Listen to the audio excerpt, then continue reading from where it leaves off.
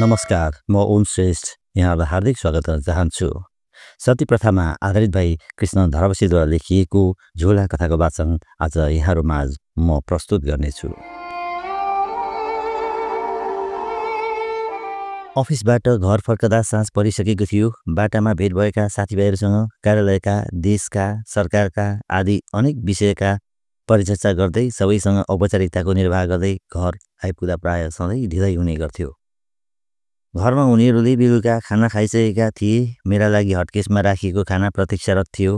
हातखुट्टा धोएँ, एक क्षण थपे मारौँ भन्ने सोची बरन्डाको खाटमा पलेटी कसेर बसेँ। आफ्नै अगाडि अलिक पर भित्ताको काँटीमा एउटा अनौठो जस्तो झोला झुन्डिएको देखेँ। त्यस्तो झोला हाम्रो घरमा थिएन र भए पनि त्यसो गरी राख्नुपर्ने थिएन। के रहेछ भनी चनाखो भएर हेर्दा हेर्दै मनमा एक किसिमको चिसो पस्यो। हिजो आज देशको अवस्था ठिक छैन। जताततै विभिन्न प्रकारका लुट, हत्या, बलात्कार जस्ता घटना भइरहेका छन्। त्यस्ता शङ्कास्पद झोलाहरू खतरापूर्ण पनि हुन सक्छन्। मैले सीताजीलाई सोधेँ। उनले भनिन्, दिउँसो एकजना 60-65 वर्ष जतिको बुढो मान्छे आएका थिए। निकै बेर बसे, चिया खाजा दियौँ, खाए। धरावासी सरलाई भेटौँ भनी सोधखोज गर्दै आएको। मान्छे चिनेको छैन भन्थे। हाम्रै पहाडतिर थियो रे तिनका हजुरबुवाको घर पनि पहिला। मणिपुरतिरबाट नेपाल आएको निकै वर्ष भएछ। शरणार्थीमा आफन्तहरूको आड भरोसा लिएर बसेका छन् रे। आफ्नो नागरिकता नभएकाले उताबाट कमाएर ल्याएको पैसा ब्याङ्कमा राख्न पनि पाएनछन्, जग्गा किन्न पनि पाएनछन्। आफन्तलाई ब्याजमा चलाउन भनी दिएको तिनले रकम फर्काउने नामै लिँदैनन् रे। पहिले नागरिकता निकाल्न मद्दत गरौँला पनि भन्थे रे, तर अब त राम्रोसँग बोल्न पनि छोडेछन्। जहान बालबच्चाको साह्रै बिजोग भयो। खाना लाउन पुग्ने धन लिएर नेपाल पसेको थिएँ, भिख माग्ने बनाइदिए हजुर भनेर तुरुक्कै आँसु खसाले। माथि जयपुरमा एकजना मणिपुरतिरबाट आएका आफन्त रहेछन्। तिनैलाई भेटेर फर्कन्छु। भोलिसम्म यो झोला यहीँ रहोस्, यो घाममा बोक्न नसक्ने परे भनी त्यहीँ काँटीमा झुन्ड्याएर गएका छन्। छोटैमा सीताजीले त्यस अपरिचित मान्छेको निकै कथा बताइन्। सुन्दा माया पनि लाग्यो। तर पनि झोलाप्रति भने मेरो मन अझ सन्तुष्ट हुन सकेको थिएन। मनमा अनेक उपशङ्का बोकेर खाना खाएँ। चिसो हात रुमालले पुस्दै फेरि आएर पहिलेकै ठाउँमा बसेर निहालेर झोलालाई नै हेर्न थालेँ। किन मन गरौँ भइरह्यो। सीताजीलाई भने, नचिनेको मान्छे जोसुकै भए पनि तिनले दिएको खानेकुरा खाना लिएर राख्न बोक्न दिएको वस्तु जिम्मा लिनाले साह्रै दुःख पाउँछ अचेल। यस्ता झोलामा त बम पनि राखेको हुन्छ। के विश्वास त्यो बुढो उसले भनेको कथा जस्तो नभएर फटाहा लुटाहा रहेछ भने नि। घरमा बस्ने तिमीहरूले चनाखो हुनुपर्छ।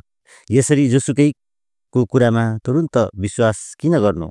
त्यो बुढोलाई चिया खाजा दिएकै रहेछ, त्यसले झोला बोकेर गएको भए भइहाल्थ्यो नि। थाहा छ, त्यो बुढोले भोलिको छाकको पनि बन्दोबस्त गर्यो। हाँस्यौँ।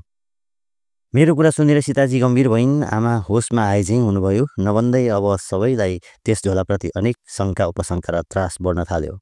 त्यसमा बम नै पो छ कि भन्ने शङ्काको प्रतिशत बढ्न थाल्यो। म उठेर झोलातिर जान लाग्दा आमा र सीताजी दुवैले तर्सेर रोक्न प्रयत्न गरे।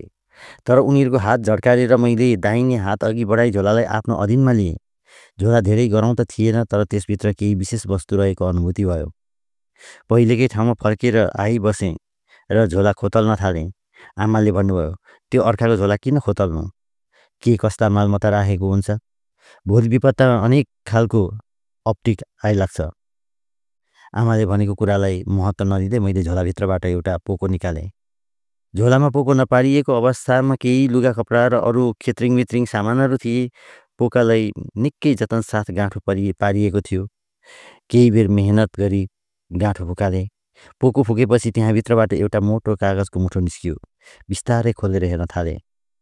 सबै कामधन्दा सकिसकेकाले सबैजना बैठक कोठामा भेला भए। म पनि त्यो झोला र पोकोसहित बैठक कोठामा प्रविष्ट भएँ। टेलिभिजन खोलिसकेको थियो। आमा, सीताजी र केटाकेटीहरू टेलिभिजनको अगाडि बसेर निकै क्लाइमेक्समा पुगेको पाकिस्तानी धारावाहिकको आगामी अङ्कको प्रतीक्षामा थिए। मलाई भने झोलाभित्रबाट निस्किएको कागजको मुठोप्रति अनौठो कौतूहलता जागिसकेको थियो।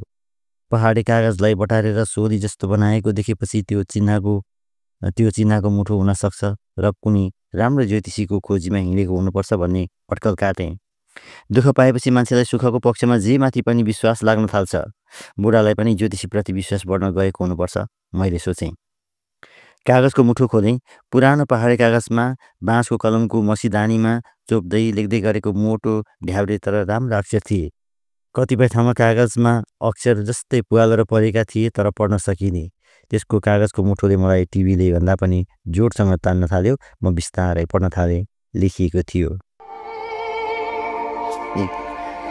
पिताजी वृद्ध भए पनि त्यस बेलामा मेरी आमाको उमेर 27 वर्षको मात्र थियो। जेठीपट्टिबाट 4 सन्तान भई श्रीमती खसेपछि मेरा पिताजीले आफूभन्दा 40 वर्ष कान्छी केटी मेरी आमासँग विवाह गर्नुभएको थियो। लोग्ने मान्छेको उमेर नखोज्ने चलनले बालविवाहबाट छोरीहरूको जीवन नारकीय पार्ने जमाना थियो। त्यसबेला म 11 वर्ष भइसक्दा पनि मेरी आमाको कोखमा अरू सन्तान आएनन्। जेठीपट्टिका दाजुहरू जवान थिए। माइला दाजुकै छोरो पनि मभन्दा 2 वर्ष मात्र कान्छो थियो। दाजुहरू सबै छुट्टिएर बसेका थिए। सानो बिरामीले पिताजीलाई लग्यो। पिताजी त्यति चाँडै खस्नुहोला भन्ने सोच कसैको पनि थिएन। तर केही दिन अघिदेखि पिताजी अनौठो कुरा गर्न थाल्नुभएको थियो। एक दिन उहाँले आमालाई भन्दै गरेको सुने, कान्छी, तैँले मलाई यस बुढेसकालमा साह्रै स्याहार गरिस्। तँलाई पछि भगवानले पनि हेर्लान्। केही गरी म मरिगएँ भने तैँले सती नजानु, यस छोरालाई हुर्काएर बस्नु। बुवाको कुरा सुनेर आमा झर्किनु भएको थियो। यी बुढाले पनि के अभासी कुरा बोलिरहनु भएको होला। यति चाँडै को मर्छ र? मृत्युको के भरोसा छ र काली? जति बेला पनि मर्न सकिन्छ। तर बुवाको त्यो भनाइले आमालाई भित्र कतै मनमा चिसो पसे जस्तो भएको थियो। म केटाकेटी, मलाई खेल्नमै रमाइलो लाग्थ्यो। तर मेरा निम्ति पनि कामहरू प्रशस्त छुट्टिएका थिए। मैले बिहानको भात खाएपछि वस्तु चराउन जानु पर्थ्यो। दाजुका छोराहरू सुच्चा थिए। बगालबाट मेरा वस्तुहरू लगारिदिन्थे। जङ्गलमा एक्लै आफ्ना वस्तुहरू डुलाउनु पर्थ्यो। नभन्दै बुवाले त्यसो भनेको केही दिनदेखि उहाँ बिरामी पर्नुभयो। अनेक प्रकारका धामी झाँक्री औषधिमूलक गरियो तर कुनै पनि कुराले पनि काम दिएनन्। अन्त्यमा कुल देवता बिग्रेको ठहर गरेका थिए धामीहरूले।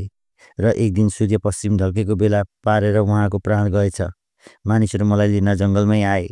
त्यो दिन मैले 4वटा मयूरका अन्डा फेला पारेर पकाइखाना पनि बोकेको थिएँ। तर पिताजीको निधन भएको सुन्नासाथ मेरो हातको पोको भुइँमा खसेर फुट्यो। अन्डा छ्यालब्याल्ल भयो। शरीर लल्याकलुलुक भएर आयो। अस्ति मात्र पिताजीले आमालाई म मरिगएँ भने तैँले सती नजानु भनेको सम्झे। डर लाग्यो। चारैतिर अँध्यारो जस्तो देखेँ। लिन आएका मानिसहरूले पकाउँदै अरू कुरा गरेर अल्मल्याउँदै घर पुर्याए। घरमा मानिसहरूको भिड थियो। रुवाबासी खैलाबैला थियो। म पुग्ने बित्तिकै काकीहरूले मलाई काखमा लिए। मलाई आमाको छेउमा जान दिएनन्। आमालाई भित्रै कुनामा राखेका रहेछन्।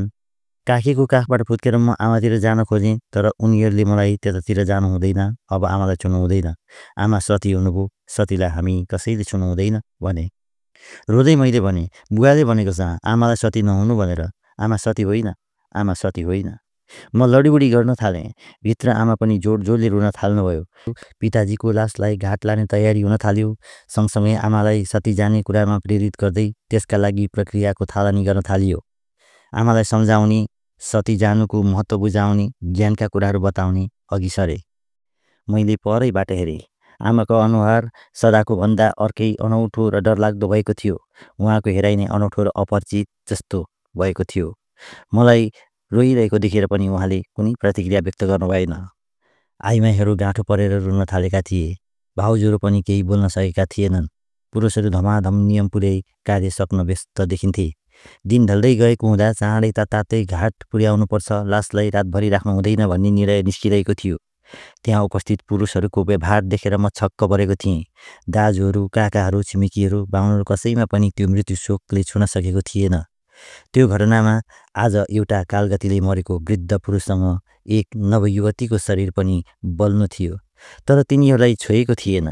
संवेदना, सहानुभूति, मानवता केही पनि अङ्कुरित हुन नसकेको त्यस युगको यो चित्रण गरिरहेको अहिलेको यो क्षणमा पनि म आफू भने झङ्कृत भइरहेको छु। मलाई बेला बेला विचेत हुन्छु जस्तो लाग्थ्यो। एकपल्ट मात्र आमाको काखमा बस्न पाए हुन्थ्यो भएको थियो। तर सतीले सांसारिक मोहमायाबाट आफूलाई पूर्ण मुक्त गरी स्वर्गीय पतिको मात्र स्मरण गर्नुपर्ने र मृत्युपछि आफू पनि स्वर्गमा पतिकै साथ पुगिने हुनाले अब यस संसारको मायाजालबाट मुक्त हुन पुरेजहरू प्रेरित गरिरहेका थिए। आमा भने एकहोरो टोलाए जस्तो, आँखा नझिम्क्याए जस्तो, सासै नफेरे जस्तो हलचल नगरी बसिरहनु भएको थियो। नारीहरू रोई रोई मेरो कपालमा हात मुसारिरहेका थिए। आमाको रूप उमेर र मेरो बारेमा चिन्ता व्यक्त गरिरहेका थिए। उनीहरू आफ्ना पतिका अनुहारमा आफ्नो आयु खोजिरहेका थिए। उनीहरूको रोदनमा, पीडामा र शोकमा आफ्ना जिउँदो मृत्युको सम्भावना बगिरहेको थियो। त्यहाँ उपस्थित प्रत्येक नारी आफ्नो प्राणलाई पतिको ढुकढुकीमा गनिरहेका थिए। कसैले सती जानु नपर्ने प्रस्ताव ल्याएनन्। सती जान्न भनी आमाले पनि कुनै विरोध गर्नु भएन। मैले काकीको काखमा मोडारिँदै बुवाले आमालाई भन्नुभएको कुरा भने। काकीले मेरो मुख थुन्दै, भो अब चुप लाग बाबु, यहाँ तिम्रो कुरो कसैले सुन्दैन। देख्दैनौ, यहाँ जेठाजुको लासलाई भन्दा पनि सतीलाई हेर्ने मानिसको भिड लागेको छ। भोलि आफूले पनि सती जानुपर्ने दृश्य हेर्न अभागी नारीको पनि भिड छ। काकी मलाई काखमा लिएर त्यसै बरबराउन थाल्नुभयो। उहाँको आँखाबाट झरेका आँसुले मेरो कपाल भिज्यो। काकी बोल्दा बोल्दै तिखो बोल्न थाल्नुभएछ। काकाले छेउमा आएर चुप लाग भन्ने इसारा गर्नुभयो। तर काकी झन् साह्रो साह्रो बोल्न थाल्नुभयो। किन चुप लाग्नु? यस्तो अन्याय पनि कहीँ धर्म हुन्छ? देखादेखि आफूभन्दा 40 वर्ष कान्छी केटी उस बेला बिहे गरेर आज यस्तो कलिलो उमेरमा सती पठाउनुहुन्छ? यस्तो सानो छोरो छ, यस्तो खाउँ खाउँ लाउँ लाउँ भन्ने उमेर छ। के गर्छस् त? चलेको चलन धर्म, हाम्रा आमा हजुरआमाहरूले पनि भोगिल्याएको कुरा। काकाले भन्नुभयो। स्वास्नी मर्दा लोग्ने मान्छे नाच्दै खुसी हुँदै छानी छानी कलिला केटी बिहे गरेर मोज गर्ने। लोग्ने मर्दा पनि स्वास्नीले जिउँदै तिनका चितामा जल्नुपर्ने। यस्तो पनि कहीँ धर्म हुन्छ? काकीलाई अरू आइमाईहरूले हातमा समातेर तान्दै घर पछाडि लगे। काकी निकै बेरसम्म साह्रो साह्रो बोलिरहनु भएको थियो। आमालाई कता कता पूजा जस्तो गर्न लगाए। शरीरमा भयभरका गहना झिकेर लगाइदिए। बेहुली जस्तै सिँगारेर नयाँ लुगा लगाइदिए। बाजा बज्न थाल्यो। एकोहोरो शङ्ख पनि बज्न थाल्यो। आमालाई अघि लगाई लासलाई घाटतिर लिएर हिँडे। म रुँदा रुँदा रुन नसक्ने भएको थिएँ। रुन छोडेर टुलु टुलु हेर्न थालेँ। दिन क्रमशः अँध्यारो हुँदै गयो। काकीले रोक्दा रोक्दै पनि म ओह्रालो कुदेँ। कसैले भन्दै थियो, छोडिदेऊ आफ्नो आमा बाबुको अन्तिम संस्कार हेरोस्। बीच बाटोमा एउटा देवीथान थियो। छेउमै चौतारी पनि थियो। त्यहाँ पुर्याएर लासलाई बिसाए। बाजा बजिरहेको थियो, शङ्ख बजिरहेको थियो। देवीथान वरिपरि आमालाई एक फन्को घुमाएर शरीरका गरगहनाहरू फुकाए। कपालभरि थुप्रै तोरीको तेल खन्याए। नुहाएको कपालबाट पानी बगे झैँ आमाको कपालबाट तेल बग्न थाल्यो। शरीरका सबै लुगाहरू खोलेर नाङ्गी बनाए। ठुला मान्छेहरू त्यसरी नाङ्गो बनेको मैले पहिलोपल्ट देखेँ। तर त्यहाँ आमाको नाङ्गोपनमा कुनै लाज, अश्लीलता आदि केही थिएन। लुगा लगाएकै मानिसहरूले झैँ उहाँको इज्जत र सम्मान थियो। एकोहोरो शङ्ख बज्न थाल्यो। लासको अघि अघि आमालाई हिँडाउँदै भिड ओह्रालो लाग्यो तमोर नदीतिर। घाटमा पुग्दा घाम पहेँलो हुन लागेको थियो। हतार हतार मानिसहरूले चिता तयार गरे। यता बाहुनले सती विधिको थालनी गर्दै थिए। आमालाई पूजा कार्यमा व्यस्त गराउँदै थिए। विधि पुरा भएपछि चिताको एक कुनोमा आमालाई पलेटी कस्न लगाई आँखा चिम्लिएर जम्ला हात गर्न हराए। आमाको काखमा पिताजीको टाउको राखिदिए। कति मलाई मेरो चितामा आगो लगाएको अन्तिम दृश्य हेर्न नपरोस् भनी पर तर्किसकेका थिए। घाम टुप्लुक्क अस्तायो। पहाडले छेकेर अलिअलि उज्यालो पनि अँध्यारो बन्यो। ठुल्दाजुले चिता सल्काउनु भयो। चितामा धुवाँ चारैतिर फैलियो। अँध्यारोमा धुवाँ थप अँध्यारोले घाट झन् कालो भरियो। म एउटा रुखको फेदमा छेलिएर ती सबै दृश्य हेरिरहेका थिएँ। चितामा आगो लगाइसकेपछि केही लोग्ने मान्छेहरू पनि रोएको सुकसुकाएको जस्तो देखेँ।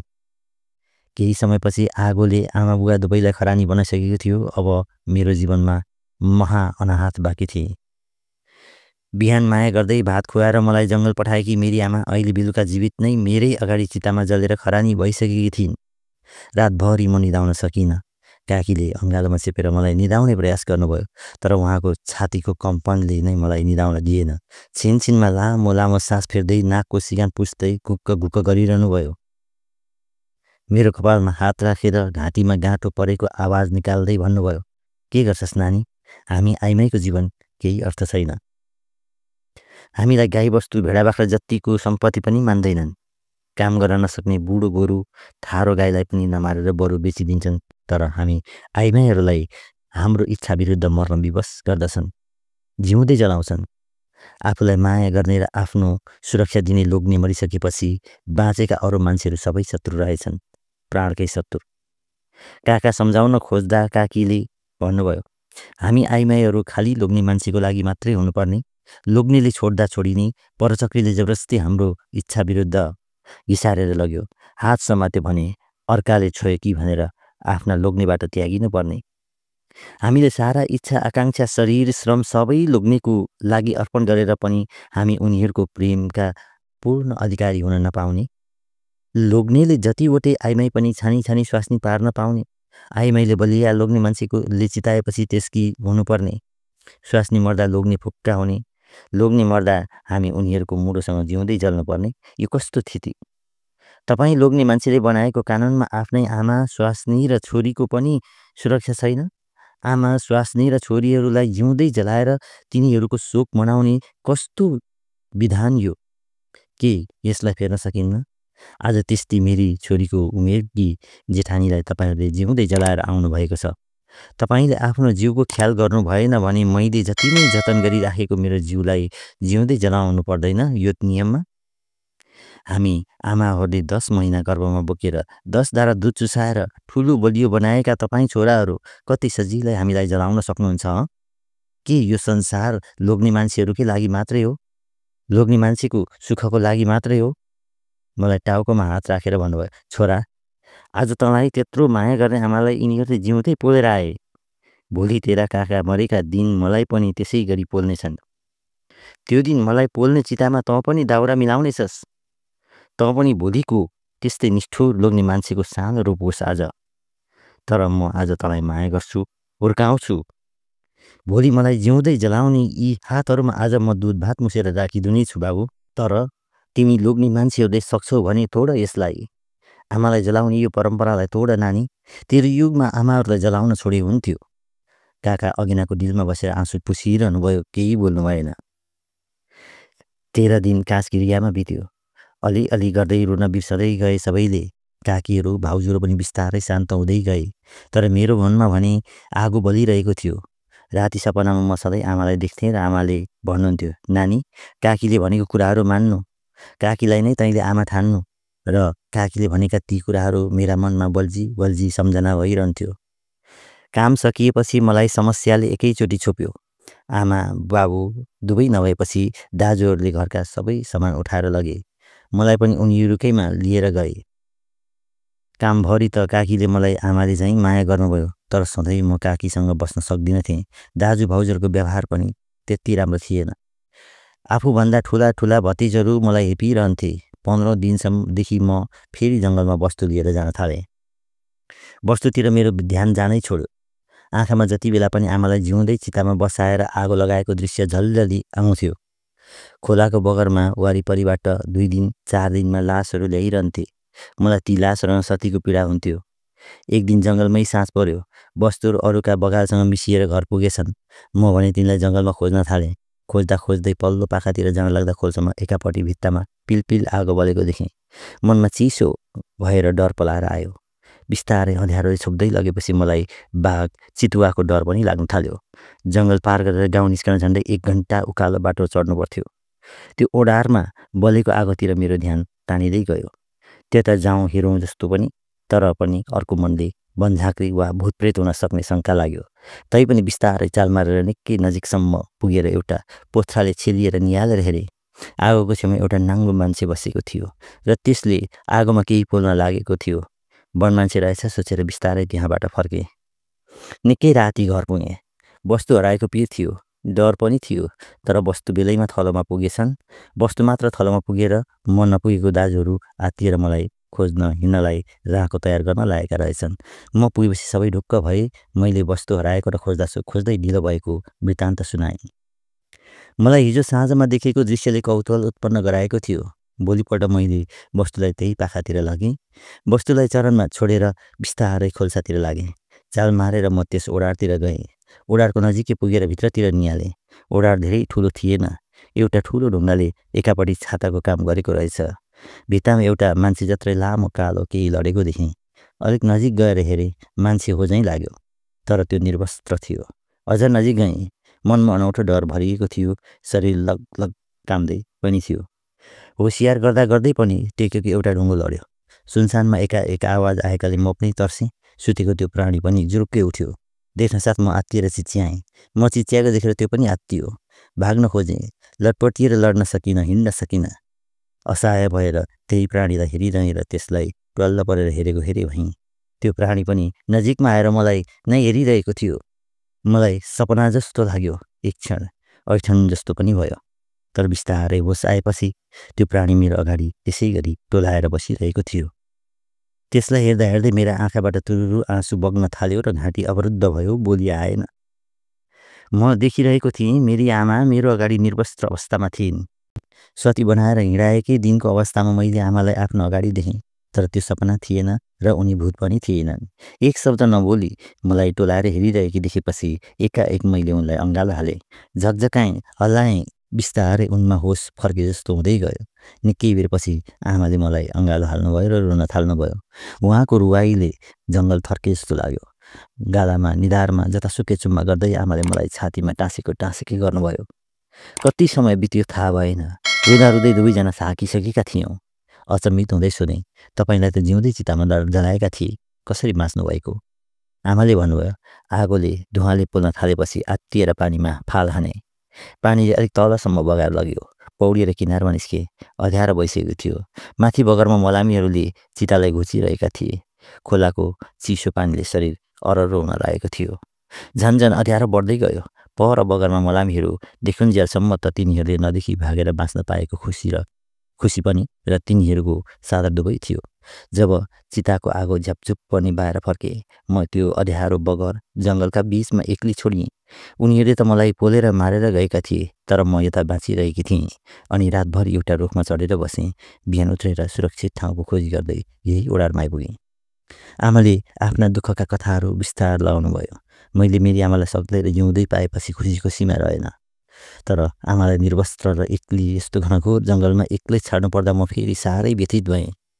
आमाले मलाई यो कुरा कसैलाई भन्दा पनि नभन्नु, अबदेखि यहाँ नआउनु, म जतिन्जेल बाँच्छु, कुनै दिन त बाघ चितुवाले मलाई खाइ नै हाल्ला। तर नानी, जीवनमा कहिल्यै नआत्तिनु, हार नखानु, जुधेर बाँच्नु भनेर सम्झाउनु भयो। तर मैले उहाँको कुरा मानिनँ। मैले आमालाई सम्झाएर भरे नै घरबाट लुगा कपडा र खानेकुरा लिएर आउँछु, तर यो कुरा कसैलाई नभन्ने वचन दिएँ। हामी त्यस ठाउँबाट टाढा कतै भागेर जानुपर्छ, यो ठाउँ छोड्नुपर्छ भनी आमालाई सम्झाएँ। त्यो साँझ मैले बेलैमा बस्तु गोठमा पुर्याएँ। बस्तु बाँधेर घाँस हालेपछि म काकाको घरतिर लागेँ। आज उतै बस्छु भनी बताएर म हिँडेँ। साँझमा आएको देखेर काकीले सोध्नुभयो। काकीलाई देख्ने बित्तिकै मेरो आँखाभरि आँसु भरिएर आयो। काकीले टाउकामा हात राखेर आमाको न्यास्रो लाग्यो क्यार, आइज बस भनेर भित्रै लैजानुभयो। काकी बाहेक सबैले खाना खाइसकेका रहेछन्। मैले र काकीले खाना बाँडेर खायौँ। खाना खाइसकेपछि आँखाको आँसु पुस्दै भने, काकी आज मलाई तपाईँसँग सुताउनु ल। काकीले मायालाग्दो पाराले हेर्नुभयो र देब्रे हातले आँखा पुस्दै भन्नुभयो, हुन्छ त मसँगै सुत्नु। दिनभरि कामले थाकेकाले होला सुतेको एक क्षणपछि नै प्राय सबैजना निदाएर घुर्न थालिसकेका थिए। काकी पनि निदाइसक्नु भएको थियो। मेरा आँखा भने अँध्यारोमा टुलु हेरिरहेका थिए। काकीलाई कसरी भनौँ, के गरी भनौँ भन्ने कुराले म साह्रै नै छटपटाइरहेँ। काकीले त्यस कुरालाई कसरी लिनुहुने हो भन्ने पनि मनमा पिर थियो। आँट गरेर काकीलाई बिस्तारै बिउजाएँ। बिस्तारै काकीको कानमा साउती गरेर सबै कुरा भने। मेरो कुरा सुनिसकेपछि काकी जुरुक्क उठेर बस्नुभयो। बत्ती बाल्नुभयो। एक लोटा चिसो पानी पिउनु भयो। उहाँलाई खलखल पसिना आएको थियो। लामो सास फेरिरहनु भएको थियो। मैले भने, काकी, मलाई तपाईँका पुराना लुगाहरू दिनु, भोलि म आमालाई पुर्याइदिन्छु। काकीले भन्नुभयो, भोलि तँसँग म पनि जान्छु बाबु, मलाई पनि लिएर जा। मनमा खुसी यति लाग्यो कि मुटु नै काटीसम्म सोरिएर आए जस्तो भयो। तर काकी, यो कुरा कसैलाई पनि नभन्नु भनेको छ आमाले। यस्तो कुरा पनि अरूलाई भन्नुहुन्छ त लाटा, अरूले थाहा पाए भेटे भने फेरि मारिदिनेछन्, भन्नु हुँदैन। बिहानै उठेर म दाजुहरूको घरतिर लागेँ। खाना खाएर सदा चाहिँ वस्तु लिएर जङ्गलतिर लागेँ। तल पँधेरामा काकी पर्खिरहनु भएको थियो। उहाँले एउटा पोको दिँदै भन्नुभयो, मैले त्यो ठाउँ देखेकी छु, भरेतिर घाँस काट्नु म त्यतैतिर आउँछु, आमालाई म आउन्जेल पर्खेर बस्नु भन्नु। मैले टाउको हल्लाएँ। आमा रुखका स्याउलाले छोपिएर बसिरहनु भएको थियो। अघिल्लो दिन निर्वस्त्र र विक्षिप्त अवस्थामा भेटिनु भएकी आमा भोलिपल्ट उज्यालो अनुहार भएकी लजालु जस्ती र तर गम्भीर शोकले थिचिएकी भएर बसिरहनु भएको थियो। वस्तुलाई जतासुकै जाउन जस्तो गरी जङ्गलमा छोडेर मानिसहरूबाट छलिँदै म हतार त्यहाँ पुगेको थिएँ। आमाले मलाई यसरी हेर्नुभयो मानौ उहाँले मलाई भोलिपल्ट देखिरहनु भएको हो। यस हालतमा पनि जीवनसँग टाँसिएको उहाँको प्राणले सायद मलाई डरो आधार पायो। हतार हतार पोको फुकाएर आमाको अघि राखिदिएँ। पोकोभित्र लगाउने गुन्यो, चोलो, पटुका, ओढ्ने मजेत्रो आदि लुगा फाटो र एउटा बटुकोमा बाहिर कपडाले नै बाँधेर खिर पठाएको रहेछ। ती सबै कुरा देखेर आमाको अनुहार केटाकेटीको जस्तै झट्ट खुसी भयो र चाँडै ठुलो मान्छेको जस्तो भावुक बन्यो। धेरै बेरसम्म नपुसिकन आँखाबाट आँसु बगिरहन दिनुभयो। आमाको अवस्था हेर्न सक्ने खालको थिएन। म अर्कोपट्टि फर्किएँ र तल तमोर नदीको पानीमा उठेका ठुला ठुला भुल्कोहरू हेरिरहन थालेँ। पानीको त्यस बहावसँगै बगेर टाढा, धेरै टाढा यस ठाउँमा कोही पनि आफन्तले नदेख्ने र नचिन्ने ठाउँमा पुग्न पाए हुन्थ्यो लाग्यो। आमाले पहिला लुगा लगाउनुभयो। राम्ररी उनी आमा देखेँ आँखाले। कति दिनदेखिको भोको थियो होला बुढीमा। पहिला एउटा पातमा अलग्गै खिर मलाई भाग लगाइदिएर खपाखपी खानुभयो। हेरिरहेँ उहाँले खाएको। कहिल्यै जीवनमा अन्न नपाए झैँ खानुभयो कठैभरि मेरी आमा। काकीले नै त्यो सब पठाएको भनेपछि आमा झन् असम्भित हुनुभयो। पिताजीको स्वर्गवास हुनुभन्दा अघि आमा र काकीको त्यति मेल थिएन। कहिलेकाहीँ ठाकठुक परिरहन्थ्यो। आमा भन्नुहुन्थ्यो, आफूभन्दा जेठी देउरानीसँग खटेर खान नसक्ने भए बरु यस ठाउँबाट टाढा बसाइ जान पाए पनि हुन्थ्यो। बुवा भन्नुहुन्थ्यो, आफन्तलाई छोडेर यो बुढेसकालमा तँ जस्ती कलिली स्वास्नी र बालक छोरोलाई लिएर कहाँ जानु? यहाँ त हुर्केका छोराहरू छन्। आफ्नै पैतृक थल हो। तर आज त्यही देउरानीको त्यो उपकार देखेर होला आमा टोलाउनु भयो। मैले उसै दिनदेखि काकीले मलाई गरेको मायाको कुरा सुनाए। मैले भने, आमा अब हामी यस ठाउँबाट टाढा लाग्नुपर्छ, परदेश लाग्नुपर्छ। हामीलाई नचिन्ने मान्छेहरू भएका ठाउँमा जानुपर्छ। म अर्काको नोकर बसेर पनि तपाईँलाई पाल्न सक्छु। वस्तु हेर्ने, घाँस काट्ने जे काम पनि गर्न सक्छु। तर आमा, तपाईँलाई यस जङ्गलमा वन मान्छे जस्तो अब म एक रात पनि छोड्न सक्दिनँ। केही बोल्नु भएन। पर्खेर बसिरहेका थियौँ काकीलाई। पारीबाट एकोहोरो शङ्ख बजेको, बाजा बजेको सुनियो। मन चिसो भएर आयो। निहालेर हेऱ्यौँ। एउटा बरपिपलको चौतारीमा एक फेरो लगाएर लास बोकी मलामीहरू खोलातिर झरिरहेका थिए। निकै तल आइसकेपछि देख्यौँ लासको अघि एउटी सती पनि हिँडिरहेकी थिइन्। त्यो देखेपछि आमा र म दुवै थरथरी काम्न थाल्यौँ। मैले आमालाई अँगालो हालेँ। आमाले मलाई जोडसँगले अठ्याउनु भयो। टाढै थिए खोला पारे। तिनीहरूको कुरा सुन्न सकिन्न थियो। तर भर्खरै हामीले भोगिसकेको त्यो प्रक्रियाको एक अर्थ स्पष्ट थियो। आमाले भन्नुभयो, नानी, ती सती आज भाग्न सक्दिनन्, दिउँसो छ। हेर्दा हेर्दै मलामी बगरमा पुगे। बाटैदेखि ठुटामुढाहरू काँधमा हाल्दै झरेका उनीहरूले एकैछिनमा चिता तयार गरे। बाहुन सती विधिमा लागिसकेका थिए। दिन ढल्दै जाँदै थियो। नियम अनुसार नै सतीलाई पहिले चितामा एक छेउमा चढाएर पलेटी कसेर बस्न लगाइयो। त्यसपछि लासको टाउको उनको काखमा राखेर सुताइयो। छोरा चाहिँले होला। बुवाको मुखमा दागबत्ती दिएर आगो झस्यो र अलिक पर पुगेर बगरमा पुर्लुक्क ढल्यो।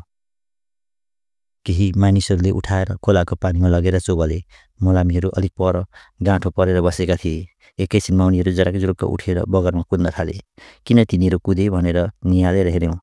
पर बगरमा उधै एउटी निर्वस्त्र कपाल फुकाएकी आइमाई कुदिरहेकी देखियो। अघि कति बेला तिनी चिताबाट हाम फालेर भागेछन्। बेहुस भएको छोरालाई मलामीहरूले स्याहार गर्न लाग्दा सती चिताबाट निस्केर भागेको तिनीहरूले चाल पाएनछन् क्यार। हो हल्ला गर्दै बलिया दरा लोग्ने मान्छेले बगरमा कुद्न थाले। एउटा मान्छेले परबाट एउटा ढुङ्गो हान्यो। त्यसले लागेन। त्यसपछि अर्कोले हान्यो। लागेन। निकै नजिक पुगिसकेकाले हान्यो। तिनको ढाडमा लाग्यो। ढुङ्गाको तोडले हुत्तिँदै अलिक पर पुगेर घुँडा टेकिन्। उठ्नै नपाई अर्को ढुङ्गा उनको टाउकोमा लाग्यो। तैपनि उठेर बालुवामा कुद्न खोजिन्, सकिनन्। त्यसपछि अर्को ढुङ्गाले फेरि टाउकामा लाग्यो। तिनी बगरमा ढलेर छटपटाउन थालिन्। 3-4 मानिसले बोकेर कुदाउँदै लिएर गए र बलिरहेको चितामा फालिदिए। चितामा पनि छटपटाउँदै थिइन्। मलाई समातिरहेका आमाका हात लुला भए। यसो फर्केर हेरेँ। आमा बेहोस भइसक्नु भएको थियो। छेउमै आमाले नै खोसिएर बनाएको कुवाबाट एउटा पातमा पानी उघाएर ल्याए। मुखमा हात खुट्टामा छर्किदिए। केही छिनपछि उहाँले पुर्लुक्क आँखा हेर्नुभयो। त्यसबेला खोल्सापट्टि मानिसहरू बोलेको आवाज सुने। आवाज काकीको थियो। पापी दुष्टहरू, उचितो परोस् तिनीहरूको। एउटी अबलालाई कुटी मारेर चितामा चढाउने। तिनीहरूको हातमा किरा परोस्, कोड निस्कोस्। तिनीहरूका स्वास्नीहरू नहुन्, सन्तान नहुन्। काकीको पछि काका पनि हाम्रै छेउमै आइपुग्नु भएको थियो। काकालाई समेत देखेपछि मेरो जिउ डरले अरर्रो भयो। आमाको अनुहार हरियो भयो। बित्थामा काकीलाई भनेछु भन्ने पश्चाताप लाग्यो। ओठमुख स्याप्पै सुक्यो। एकोहोरो भएछु। काकीले भन्नुभयो, नडरा बाबु, काकाले केही गर्नुहुन्न, तिमीहरूको उद्धार गर्नुहुन्छ। काकाको आँखाभरि आँसु थिए। उहाँ बोल्न सक्नुभएको थिएन। यो नियम हामी 2-4 जनाको बसमा छैन। यसमा 2-4 जना व्यक्तिगत दोष मात्र छैन। यसलाई हटाउन सबै एकजुट हुनुपर्छ। स्वास्नीलाई माया गर्ने प्रत्येक लोग्ने मान्छेले आफ्नो मृत्युपछि स्वास्नीको विजोग नहोस् भन्ने सोच्नुपर्छ। काकी एक्लै बरबराइरहनु भएको थियो। काका छेउमा आएर आमाको खुट्टा ढोक्नुभयो। केही बोल्न सक्नु भएन। आमाले भन्नुभयो, कान्छी, म अभागीको आशिष त के लाग्ला र, तैपनि तिमीले ठुलो गुण लायौ। सुख सुविधा भएको बेला हामी बाज्यौँ, झगडा पनि गऱ्यौँ, तर तिमीभित्र यति राम्रो मन पनि रहेछ। तिम्रो कल्याण होस्, चिताएको पुगोस्, पतिभन्दा अगावै तिम्रो मृत्यु होस्। सती भनेर चितामा चढ्न नपरोस्। तिमीलाई जीवनमा दुःख भन्ने कहिल्यै नहोस्। छोराहरू ज्ञानी बनुन्, देउरानी भयो, तर तिमी मेरी आमा नै हौ। पूर्व जन्ममा आमा थियौ, अर्को जन्ममा म तिम्री आमा बन्न पाऊँ। यस्तै अनेक कुरा बरबराइरहनु भएको थियो आमा। काका केही बोल्नु भएन। काकीले पोल्टाबाट थैली झिकेर त्यहाँबाट केही पैसा आमाका हातमा राखिदिँदै भन्नुभयो, यो पैसा जतनले राख्नु, जहाँ पुग्छौ त्यहाँ यसलाई फारूसँग खर्च गरेर जीविका चलाउनु। आफूलाई डरी पार्नु, रुन्चे, हुतिहारा र डरछेरुवा बनाउनु हुँदैन। बाँच्ने सङ्घर्षमा जस्तो सुकैसँग पनि जुझ्न तयार हुनुपर्छ। हारे मरिन्छ, जिते बाँचिन्छ। निरीह, कमजोर र लाचार हुनु भनेकै कमजोरी हो। हात्तीलाई माउतेले किन हेप्छ? त्यो नडराउने भए माउतेको केही लाग्छ? जङ्गलको बाटो भएर धरा निस्किनु। वर्षै पछि नुन लिन गरेको बाटो देखेकै छ। धरानतिर प्रशस्त काम पाइन्छ भन्छन्। आमा छोरा त्यतै काम गरी खाना खाए पनि हुन्छ। यताबाट नुन लिन जानेले चिन्छन् जस्तो लागे उतैबाट वीरगन्जतिर वा भारत पछि आसामतिर गए पनि हुन्छ। जहाँ पुगे पनि यो छोरालाई हुर्काउने प्रयत्न गर्नु। अन्त्यमा काकाले भन्नुभयो, भाउजू, परम्परालाई छोड्न हत्तपत्त कोही तयार हुँदैन रहेछ।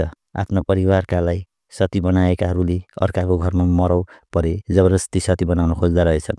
हामीलाई माफ दिनु, मलामीहरू सबैले क्षमा दिनु। यो कुरो हामी जोइपै बाहेक अरू कसैलाई थाहा छैन। हामी यो कसैलाई भन्ने छैनौँ। आमाले काकीलाई अँगालो हाल्नुभयो। काकी र आमा धेरै बेरसम्म रोइरहे। आमा छोरी छुट्टिन आँटे झैँ बिलाउन गए। काकाले मलाई पनि केही खुजुरा पैसा गोजीमा हालिदिनु भयो। मेरो टाउकोमा हात राखेर आशीर्वाद दिँदै केही नबोलेर आँसु पुसिरहेर काकाले हामीलाई बिदा गर्नुभयो। घाम एक जुवा जति बाँकी हुँदा काका काकीबाट बिदा भएर आमा र म जङ्गल सङ्क्रान्ति बजारतिर लाग्यौँ। माथि तामाङ गाउँमा पुग्दा ठुलो साँझ परिसकेको थियो। फर्केर हेऱ्यौँ, तल 2 पहाडको फेदीमा तमोर नदी सधैँ जस्तै ठुलो स्वरले सुसाउँदै आफ्नो पुरा गति लिएर बगिरहेको थियो। एक क्षण पनि नरोकिएर नदी कहीँ पुग्ने हतारले आतिँदै दक्षिण तमोर ताकेर बगिरहेको थियो। मलाई सन्चो भयो। आमाको मुहारमा पनि नयाँ कान्ति फैलिएको थियो जीवनको। अन्तिमको 1 प्याराग्राफ जति अक्षर दुलो परेकाले पढ्न सकिनँ, तर मेरा आँखाबाट अघि कति बेलादेखि आँसु बग्न खोजिरहेको रहेछ। टेलिभिजनको धारावाहिक सकिन लागेको रहेछ। छोरो दिप्लेशले हाँस्दै मेरो आँखातिर औँलो देखाएर भन्यो, ऊ बुबा रुनुभयो कुरी। टिभी हेरिरहेको बेला कुनै दृश्यमा हुराहरूले आँखाभरि आँसु पारेको देखाउँदै म जिस्क्याउने गर्थेँ। आज उसले मलाई त्यसको बदला लिन खोज्दै थियो।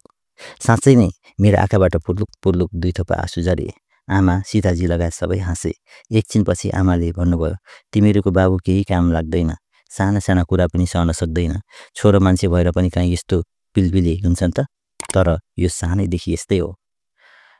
मैले आमाको अनुहार एकोहोरो हेरेँ। जति आमालाई हेऱ्यो त्यति आँसु झर्न थालेपछि म बाथरुमभित्र पसेँ। धारावाहिक पनि सकिएछ। केटाकेटी धारावाहिकको अन्तिम घटना भन्न खोज्दै थिए। मैले त्यति चासो राखिनँ। आजको मेरो रुवाई देखेर सीताजी छक्क परेछन्। धेरै बेरसम्म कर गरेर सोधिरहन्, तर मैले केही भन्न सकिनँ। एकातिर कोल्टी फर्केर सुतेँ। निदाए जस्तो गरेँ, तर आधा रातसम्म पनि म बिउँझै थिएँ र बिचमा झकझकाउँदा तर्सँदै बिउँझदै भएँ। बिहान उठ्दा पनि मेरो मन भारी थियो। दिन रमाइलो लागेन। ठुलै कुराले थिचिरहे जस्तो भयो। सदा बोलिरहने, हल्ला गरिरहने म आफैलाई पनि अचम्म लाग्ने गरी मौन भएँ। बिहान 1-2 पल्ट सीताजीले गुपचुप बारेमा जिज्ञासा राखिन्। केही भन्न सकिनँ। खाना खाएर अफिस हिँड्ने बेलामा सीताजीलाई भने, सीता, भरे यो झोला धनी आए भने म नाउन्जेल जान नदिनु। आज राति हाम्रैमा बस्नु भन्नु। झोला लुकाएर भए पनि रोकिराख्नु बुझ्यो। सीताजीले केही बोलिनन्। म सरासरी अफिसतिर लागेँ। बेलुका अफिसबाट फर्किँदा मन निकै हलुङ्गो भएको थियो। मलाई आँगनमा देख्न साथ हाँसे जस्तो कस्तो कस्तो उदासी अनुहार बनाएर सीताजीले भनिन्, तपाईँ हिजो राति रोएको कुरा हामीले थाहा पायौँ। म उनीसँग नबोली सरासर बैठक कोठाभित्र पसेँ। पछि आमा र सीताजी पनि पसे। मैले चुपचाप झोलाबाट फ्रेम गरिएको फोटो निकालेर पृथ्वीनारायण, त्रिभुवन महेन्द्र र विश्वेश्वर प्रसाद कोइरालाका बीचसम्म टाँसिदिएँ। आमा र सीताजीले निकै बेरसम्म फोटो हेरेपछि आमाले सोध्नुभयो, नानी यो फोटो कसको हो? किन ती ठुला मान्छेहरूको माझमा टाँसेको? मैले आमाको अनुहार एकपल्ट फेरि निहालेर हेरेँ। त्यस फोटोलाई पनि हेरेँ र भने, यिनको नाम चन्द्र शमशेर हो। यिनले नै दिएको आयु बाँचिरहनु भएको छ तपाईँ। 2033 साल कार्तिक 2 गतेदेखि आजसम्म सतीप्रथाको उन्मूलन गर्ने महान मान्छे यिनै हुन् आमा। आफैलाई लाग्यो फेरि आँखा रसाउन खोज्दैछ।